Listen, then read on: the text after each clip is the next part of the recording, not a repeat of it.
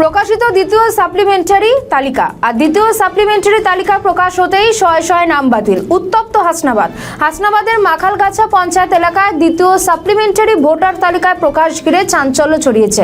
হাবাসপুর, দক্ষিণপাড়া, উত্তরপাড়া, হরিকাঠি সহ একাধিক এলাকায় কয়েকশো মানুষের নাম বাদ পড়ার অভিযোগ উঠেছে।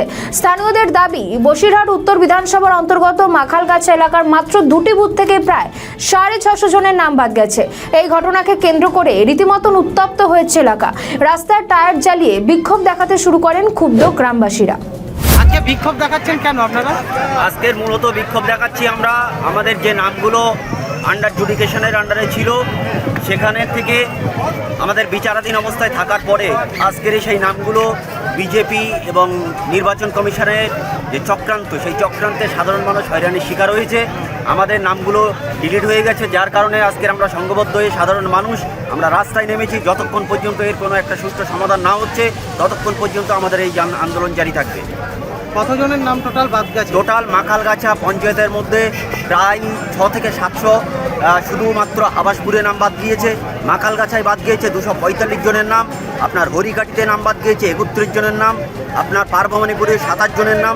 এমনি করে প্রত্যেকটা গ্রামে কিছু না কিছু নাম আমরা প্রায় 2000-এর উপরে নাম বাদ চলে গেছে। এখন কি চান আপনারা? আমরা চাচ্ছি যে এর একটা নির্দিষ্ট কোনো মীমাংসার জায়গায় চলে আসুক। আমরা অসহায় গরিব মানুষ, খেটে খাওয়া মানুষ, আমরা এইভাবে আমাদেরকে হয়রানি করলে আমরা কোথায় যাব? আমরা কিভাবে আমরা এর সুষ্ঠু সমাধান চাই।